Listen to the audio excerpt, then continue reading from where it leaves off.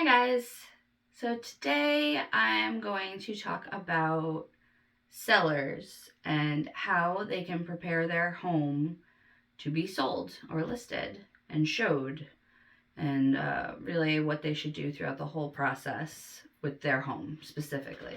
I've done a lot of videos on buyers because buyers have been the ones having a really tough time these last couple of years, but things are kind of starting to take a turn. Like last year, a seller could list literally any kind of house and it would sell within a week. But now things are changing a little bit with interest rates rising. Prices are going to have to come down and sellers are going to have to, properly market their homes again. It's getting a little bit more even, and it might, depending how things go with the interest rates, it might actually go the other way and become a buyer's market, but only time will tell on that one. It's just good to know what you should do to market your home properly anyway. So from the start, right after you sign with a listing agent to list your home, they should be able to walk your house so that they understand everything. They'll need to know all the details about your house, how it's heated and cooled, how big it is, anything that you've updated and when. They'll need all that for the listing. So they'll walk their house with you, your house with you, and they should advise you then on specific things that you need to do before pictures and before showings. But in case they don't, this is just an idea for you to think about. So some people will say you have to take down all personal things, but I don't necessarily agree with that. If you have a few pictures on the wall of your family, that's fine. You can leave that up. If you have an entire wall collage of pictures of your family, you should take that down. If you're a single person or a couple without kids, your fridge probably is fine. But if you have children, you probably have trouble finding the fridge handle sometimes. There's so much stuff on it. So you're going to want to clean that off. Get rid of all the kids' artwork and calendar and wild magnets everywhere, and, present the fridge as bare as possible. That goes for stuff on top of the fridge as well. A lot of us use that for storage. I am guilty of that. Sometimes there's so much up there that you can't open the doors without stuff falling on you. I have 3 kids, don't judge me. So that you want to clean off. If we're talking for pictures specifically, you really want to clean off everything. The counters should really just have appliances. For pictures, you're going to want to, if you have hand towels hanging off the stove or the dishwasher, you'll want to fold those nicely. You'll want to clean every surface. There shouldn't be a lot of clutter. Definitely no towels on the floor in the bathroom. You want to put the lid down, close the shower curtain, just basic things like that. If your house is cleaning is not your forte, you might want to hire someone, or your realtor might hire someone to clean it before photos are taken. Side note, you should have professional photos taken, and that's your realtor's responsibility. Your listing agent should pay for professional photos. No one should be taking pictures on their phone for your listing. You might think, well, my phone takes really good pictures, and that's true. My phone, I have the phone with the best camera around right now, but I still would not take pictures of a house on my phone. I'm not a photographer. I don't understand lighting and angles. You really want to hire someone who knows what they're doing. There's certain angles that make a room look bigger, and before you say this, yes, I know you can zoom out and have a wider angle when you take pictures, but that looks bad. You can see it. You can see that a window is stretched out twice as wide and the room is warped. And aside from that, even if your average buyer can't tell by looking at the pictures, what they are seeing is a room that's way bigger than it is. You don't want to hook people, because that's not going to convince them to buy your house. They're going to feel like they were lied to if they see these pictures of these abnormally bright and giant rooms, and then they show up at your house and it's 800 square feet, you know? Like, you're fooling people. And there is a line where that passes ethics for a real estate agent, and it passes into deceptive, and that's a violation. I've never heard of anyone actually getting taken up on that, but it's still not something you want to do. It's like, why do you want people in your house to get disappointed? Are they going to want to buy it once they see it and it's smaller than they thought? No. They wanted what they saw in pictures. So that's just not a good idea. It's not the right way to do it. You want a professional photographer who understands how to present your house in the best way possible without being misleading. That's important. It's kind of like when you make an application, not an application, a profile on a dating website. You want to present yourself really well, but you don't want to fool people so that they'll stand you up once they take a look at you in whatever date place you arranged for the first meeting. That hurts. And as a seller, that's going to hurt you if you have all these showings and nothing amounts to an offer, you know? So don't do that. Absolutely not. Make sure your listing agent will pay for professional photos to be taken of your house. And when they go to do that, you need to have it as clean as possible. Now, to an extent, the listing agent and the photographer are fine rearranging things a little bit on photo day. You know, like fold a blanket and drape it there. If there's a bunch of boxes because you started packing already, we'll push those from room to room as we photograph each room. But you want to make it as quick and painless as possible. And plus, you don't really want those things around when people are looking at your house anyway, you know. So, you know, not too much family photos around, not too much clutter. Most people can't envision things. They need to actually see it.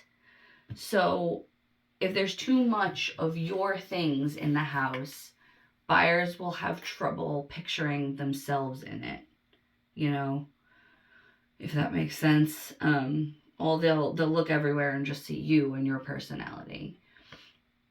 So clean surfaces, clean walls as much as possible. Just present everything nicely and neatly. I mean, it doesn't matter if the buyers are a slob, they're a slob, but that's their prerogative once they move in. They need to be able to picture themselves living in your home as theirs. When it comes to showings or open houses, you should not be there. I know that's painful. I know you want to be there. I know you want to tell everyone that comes in all the wonderful things about your house. It is not perceived the way that you hope it is. It's pressure on the buyers, and it's uncomfortable, and it's really not going to sell the house, you know? Like, things that you put your heart and soul into your house. You spent however many years in there. You did things for you and your family. And that's great. And the house is great for you exactly as it is. But buyers are going to move in and do what works for their family. So you following them room to room, pointing out all the cool things you did to the house, that's not a selling point for them. It just makes them uncomfortable. And it also, they can't talk freely about how they feel about it with their agent if you're standing there the whole time, because they don't want to hurt anyone's feelings. And they also don't want to give away if they love it, because then you'll see dollar signs flashing before your eyes. So it's just something that makes people uncomfortable. It turns them off. If you have to be home, you should go for a walk or sit outside. Don't be in the house while these people are touring your house, because it's uncomfortable for everyone. What else? Animals. Sometimes it's hard if you're going to be doing showings scheduled at the last minute, for weeks at a time. It's hard to deal with your pets, but dogs and cats really should not be loose. Especially if they're a runner. Like, if you have a cat that's going to run out the front door, that's not okay. You should find somewhere else for that cat to be when there are showings. And dogs, you know, if it's last minute, like, take the dog for a walk while the showing is going on. I had a client do that. They would just take the dog for a walk around the block and come back when the showing was over. That's fine. If that's not an option, I don't know. I mean, you can also make stipulations on showing requests that you need 24 hours notice. That way you can plan accordingly what to do with your pets. It's just, it's always a risk if you're gonna have animals loose in the house with people coming and going. As much as people schedule appointments, you really don't know what's going to happen with their day. They could show up later or earlier, and you definitely don't want anyone to be surprised, especially not your animals. You don't want them to be caught off guard and something happens, they run, or, you know, someone might have allergy. I don't know. I mean, if they have allergies, they're going to have a problem going in your house anyway, I guess. But, you know, it's just, you want to make buyers as comfortable and make their showing as easy as possible, because you want them to buy your house. That's the goal. So having animals either temporarily locked up or temporarily elsewhere, having you elsewhere, and having clean surfaces is like the best way to go about that. Other than that, I mean, once your house is in contract, there will be an appraisal, but they don't even come to that, and that doesn't really matter. For closing day, the house should be vacant and broom swept clean. It doesn't have to be meticulous. If we go like this, it's okay if there's dust on your finger, but there shouldn't be garbage bags or giant dust bunnies. It should be like relatively clean and empty on closing day, because there will be a final walkthrough where the buyer's agent and the buyers are going to walk through the house. They're going to test the appliances, run the water, flick on the lights, and just make sure that the house is in the condition that it is supposed to be in. And if it's not, that'll be a problem with closing. It could either hold up closing, or you could have to give them money at the closing table to still make closing happen that day.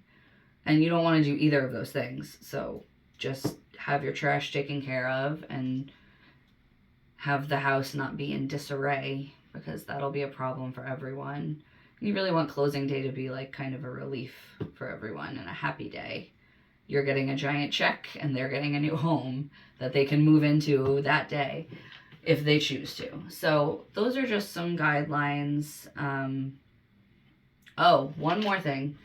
A lot of people nowadays have cameras up, and that's fine. You might have them up all the time for security purposes, or you might put them up for showings. I understand that you have them up for security so that you can make sure no one is stealing during showings. And I understand that you want to listen to the showings to hear what people are saying, but it is illegal. You can't record people without their knowledge. You could put a sign up, I guess, that lets them know when they enter the house that you are being listened to and watched. But also, that's kind of the same as you being there. That makes them uncomfortable. And when you walk through a house and you're trying to picture yourself there, you're going to talk about the things you see, the things that you love, the things that you don't love, what criteria it fits for you and what it doesn't. Sorry, my burner just went on for some reason. I guess the heat went on. So, I mean, it's not the best idea to record people, but you especially can't do it without their knowledge. And just try to take it with a grain of salt what they say. If they say negative things, like, either take it as constructive criticism or just brush it off, because your house isn't going to be for everyone. It's, you know, gonna find the right person, but people want different things, and their different things don't make it good or bad. It's just what works for them and their family. So that's that. Record at your own risk, or put up a sign that says you're recording to at least protect yourself, and keep it clean. You know, that's easier said than done. But you really just, I mean, your goal is to sell your house for as much money and as quickly as possible. And the buyer's goal is to picture themselves in a house that will work for them and then buy it. So you kind of want to work together on that. And seriously, professional photos. Don't mess around on that. You want them. If anyone comes in and tries to take pictures on their phone, do not sign that listing agreement. It doesn't even cost that much to get professional photos done, and it's so much better for potential buyers seeing and caring about seeing your house. All right, that's it. If you have any other questions, feel free to leave a comment and I'll address it. Thank you. Good luck selling your house. Okay, one more thing that I forgot to mention down in my office. Kind of wanted to get away from the burner sound anyway. The yard matters for pictures and for showings. If it's spring or summer, you're going to want to make sure your lawn is mowed. The weeds and stuff are cleaned up. If you have gardens, that they're cleaned up. If you have a pool, it should be open. It looks way better than a cover. And I know that that might suck to open your pool when you're not going to even be in the house. But trust me, it looks so much better in pictures and showing to have a beautiful crystal clear pool on the property. And if it's winter or fall, if you want fall, you want to make sure the leaves are cleaned up as much as possible. If it's winter, you want to make sure that the driveway and the walkway are clear of snow and ice. That one's actually like a safety concern. So, basically just make sure your entire property inside and out is clean and safe and attractive as much as possible. So that's it. I forgot that, and that's important. So there you go.